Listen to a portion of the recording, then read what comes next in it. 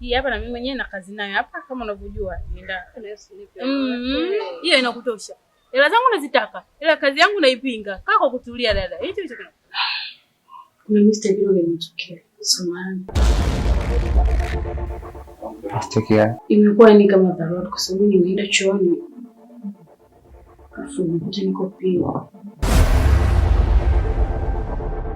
Tulikaa pale bro, nimetoa hela zangu pale, nimetoa hela zangu za mahali, nimekuja kumtolea yule mwanamke pale. Nimetoa milioni 5 cash bro pale. Unaziona kabisa ulikuwepo, wewe ni shahidi. Pindo kodi 132, wewe unakuwa mtuhumiwa, ili ni tatizo. Na ni bahati nzuri tu kwa sababu binti aliweza kuondoka mwenyewe na mapema. Ina maana asingefanya hivyo, maana yake wewe ungeingia kwenye act ya moja kwa moja kwamba ya ubakaji.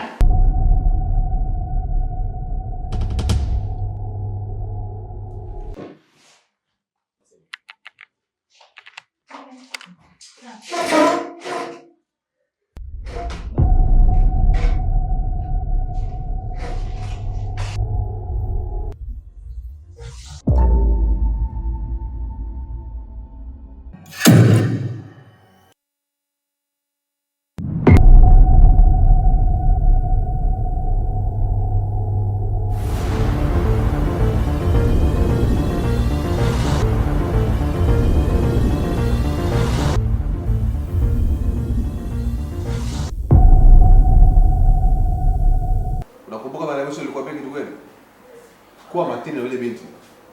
Pia shauri nilipokuja hapa nilikwambia tulikupa ushauri bana, hivyo vitu achana navyo, kama umetoa sadaka umetoa tu sadaka.